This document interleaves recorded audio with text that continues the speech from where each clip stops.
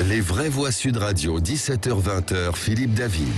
Retour des vraies voix avec Philippe Bilger, Françoise Degois et David Corcero. On est pour la pétanque. Hein. Oui. Ouais, parce que comme Patrick Roger nous dit qu'on fait super les éditorialistes de sport, on a un truc à... Le patron, on a juste une chose à dire, on veut la pétanque comme sport olympique. Ah, ça, non mais je aimerait. plaisante pas. On aimerait. Alors les vraies voix, là maintenant le débat c'est sur Anne Hidalgo. Les calembours de Philippe David et personne ne les écoute, il a dit s'il n'y a pas la pétanque, j'ai les boules. Ah. Oui, bah c'est vrai. Non, mais c'est d'une. Non, mais franchement. Non, mais c'était off. Et Philippe Bilger l'a répété aussi. On peut pas lui faire confiance, c'est le discipline de nous tous. Mais les amis, maintenant on va parler politique. On peut pas faire confiance au genre de droit. Vous avez l'oreille trop indifférente. Aujourd'hui, je suis prête. C'est pourquoi, avec cette force chaleureuse qui m'entoure, je crois aux forces de l'esprit. Humblement, consciente de la gravité de cet instant, et pour faire de nos espoirs la réalité de nos vies, j'ai décidé d'être candidate à la présidence de la République française. C'est fait exprès ? Anne Hidalgo a annoncé sa candidature. Anne Hidalgo a annoncé sa candidature. Les vraies voix depuis Rouen hier.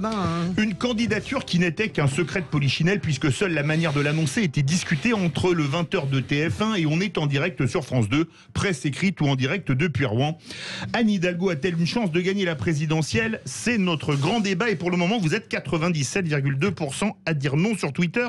Avec nous Jean Garrigue, historien et président du comité d'histoire parlementaire. Jean Garrigue, bonsoir. Bonsoir. Rouen, c'est la ville natale de François Hollande, le dernier président du socialiste. C'est aussi la ville où est morte Jeanne d'Arc. Voyez-vous cette candidature la mener à l'Élysée ou va-t-elle se brûler les ailes?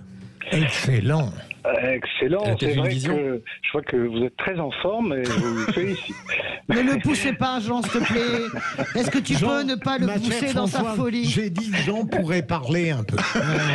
Non, mais allez-y, il n'y a aucun souci. Jean, on vous écoute. C'est vrai que, souvenez-vous qu'Emmanuel Macron avait lancé sa campagne, alors non pas de Rouen, mais depuis Orléans, à l'occasion des fêtes joanniques. Alors oui. ça lui avait porté chance. Et il s'était beaucoup identifié d'ailleurs à Jeanne d'Arc, comme l'avait fait en 2006, et avec beaucoup de succès aussi d'ailleurs Ségolène Royal, ce qu'on a un peu oublié. Mais bon, ça c'était en apéritif. Non, la campagne d'Anne Hidalgo... comment dire, ce qui m'inquiète un petit peu pour la gauche, c'est que je crois que c'est la 7e candidate déjà à se déclarer à gauche, et que c'est en train de prendre un peu des allures de la campagne de 2002 où la gauche s'était beaucoup divisée. Alors est-ce que le temps va filtrer un certain nombre de candidats? Ça me paraît difficile parce qu'il y aura forcément un candidat d'Europe Écologie Les Verts, c'est une certitude.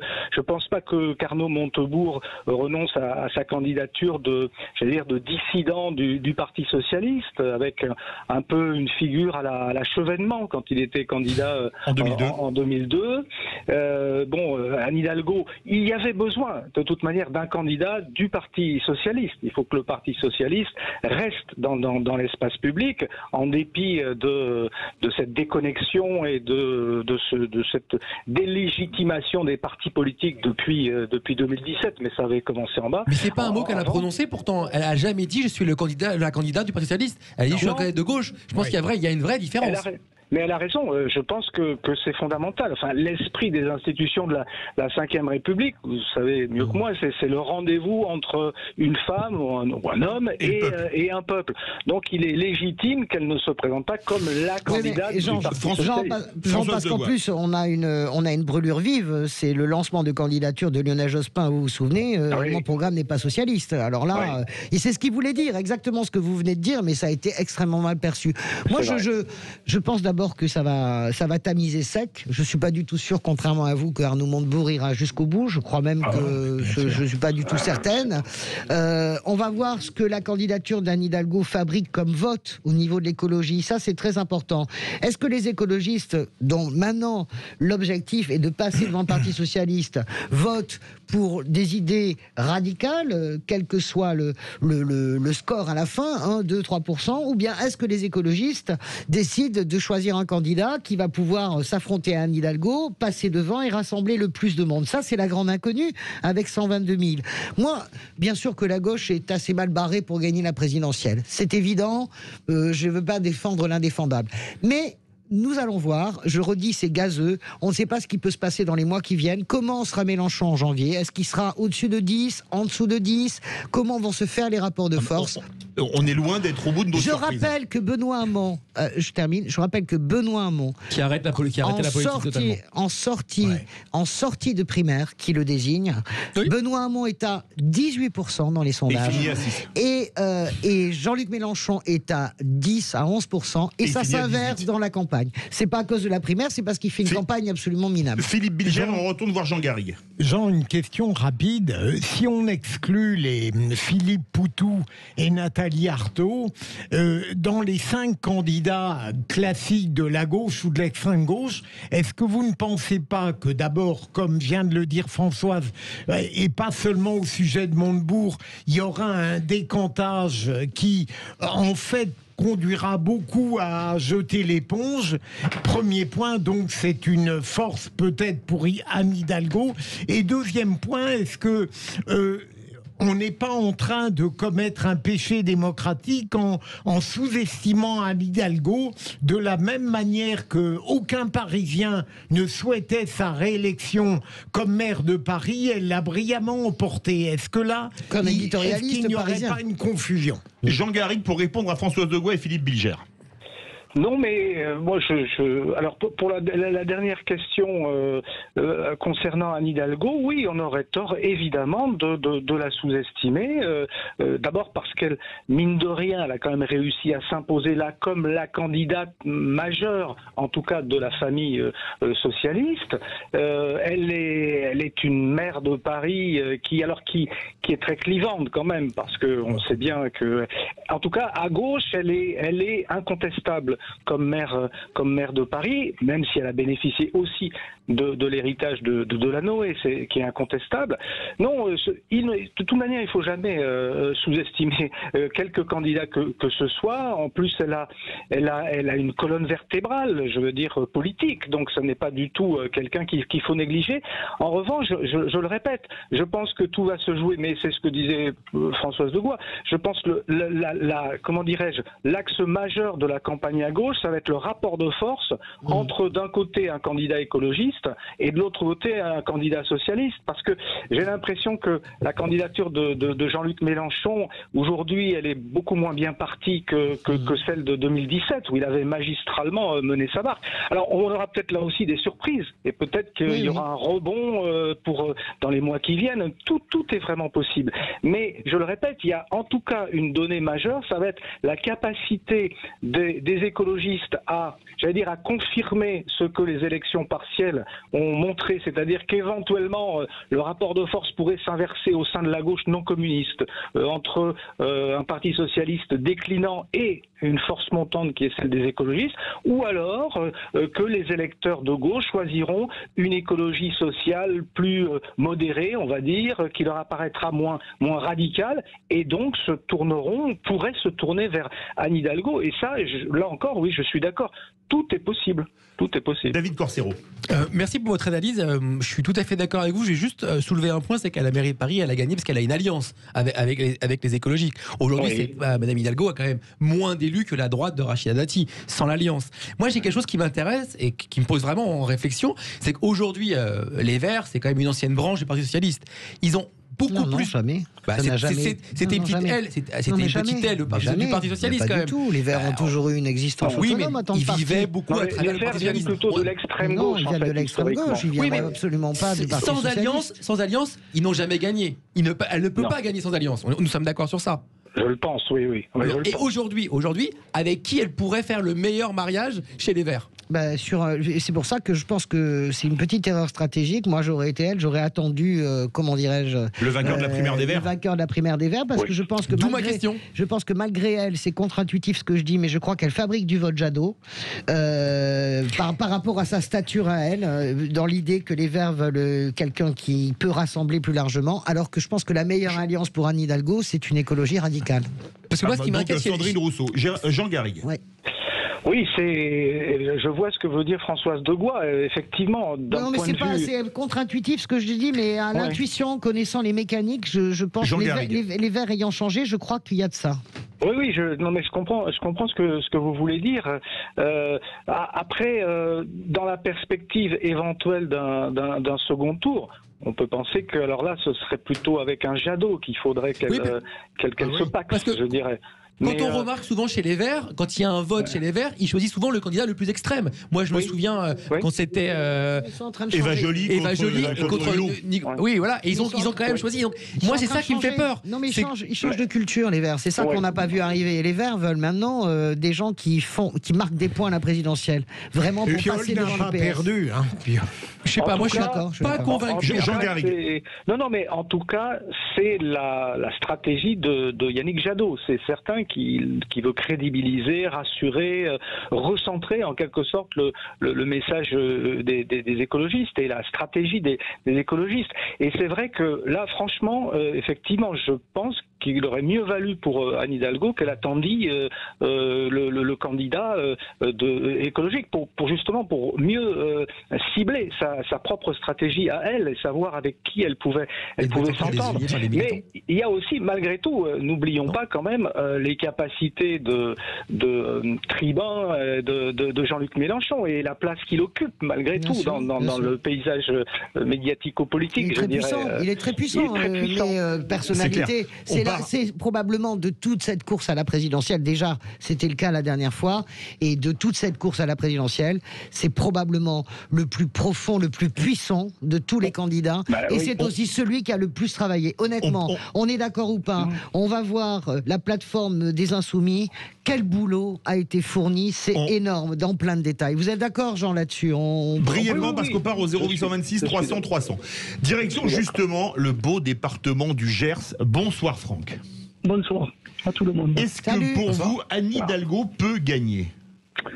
Alors, c'est une bonne question. Je vous dirais que, alors, je suis pas dans on va dire, les idées que j'ai politiques ne me rapprochent pas d'Anne Hidalgo. Donc, mais je vais essayer d'être le plus précis. Pour moi, c'est non.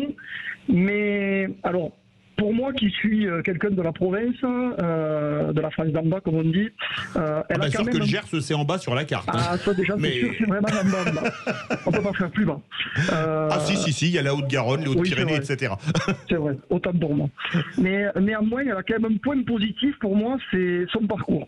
Moi, j'ai un respect pour son parcours, parce que cette dame, mine de rien, fille d'immigrés espagnols, et puis en plus fille d'ouvriers, si je me trompe pas, et qui arrive au final à être maire de Paris, puis candidat à la présidentielle, je dis pour quelqu'un du terroir comme moi, c'est parlant. Je suis moi-même petit-fils d'immigrés italiens, mon épouse a sa mère qui est immigrée espagnole, donc il y a quand même un parcours à un moment donné que je respecte.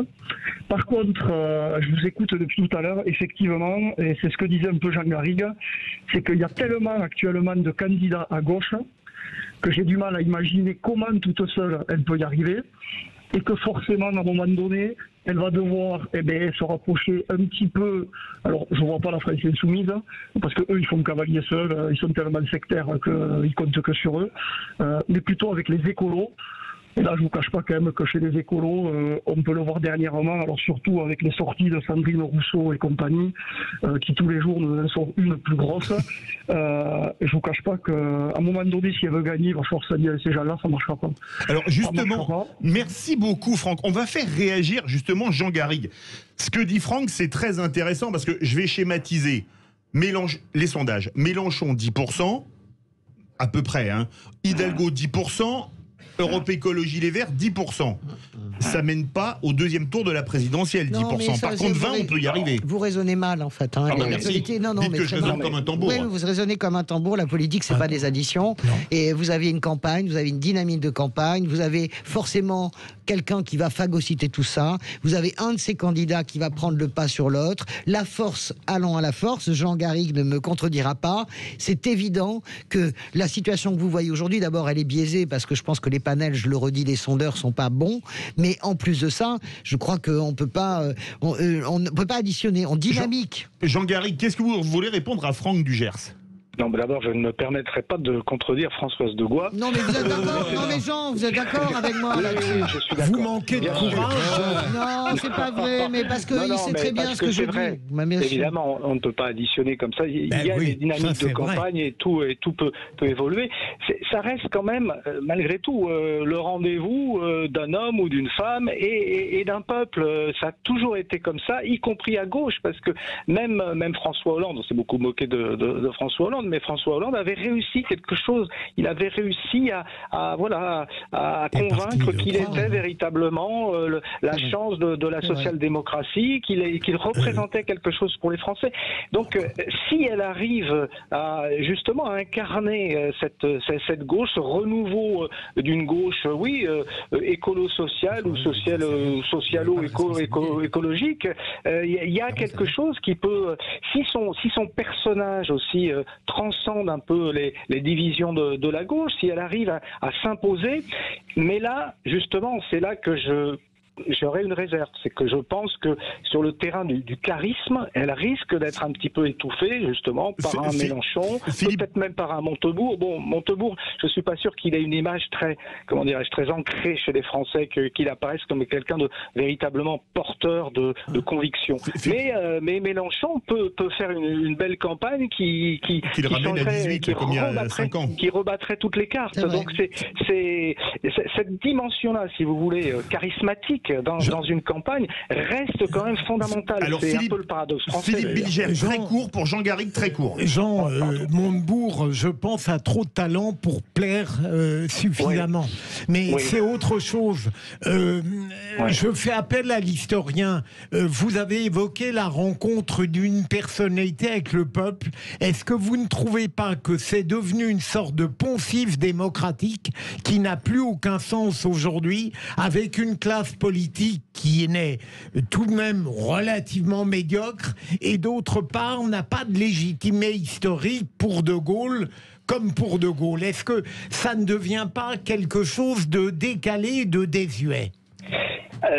Oui et non, parce que c'est quelque chose qui objectivement est décalé, puisqu'on ne trouve plus aujourd'hui des personnalités à l'aune d'un De Gaulle ou d'un François Mitterrand, par exemple, voire même d'un Valéry Giscard d'Estaing ou d'un Jacques Chirac. Notre société politique ne fabrique plus ce type de bête politique. En revanche, je pense que dans l'inconscient des Français, il y a toujours ce besoin d'avoir cette figure charismatique, en tout cas d'avoir une rencontre comme ça, quelque chose qui va les séduire, quelque chose qui va leur donner envie, parce qu'il y aura un effet de nouveauté, parce qu'il y aura un effet de volonté, de dynamique, je ne sais pas, ou au contraire de protestation. Je pense à quelqu'un comme Éric Zemmour. Merci. Donc on ne sait pas ce qui peut arriver, mais je pense que c'est sur ce terrain-là que ça va se jouer, en fait, pour Anne Hidalgo. Ça peut apparaître comme un paradoxe, et il va y avoir beaucoup de choses à se dire. Merci beaucoup, Jean Garrigue, historien et président du comité d'histoire parlementaire. Je confirme absolument. C'est toujours un plaisir. Verdict sur Twitter, vous êtes 96,9% à dire non. On a fait baisser d'un point. Et elle ne peut pas gagner. Et sur YouTube, vous êtes 96% à dire non. Tout de suite, vous avez aimé le film Les Choristes? Oui, très beau film. Écoutez, avec Philippe Rossi, savoir un petit côté Les Choristes. Préparez-vous à chanter.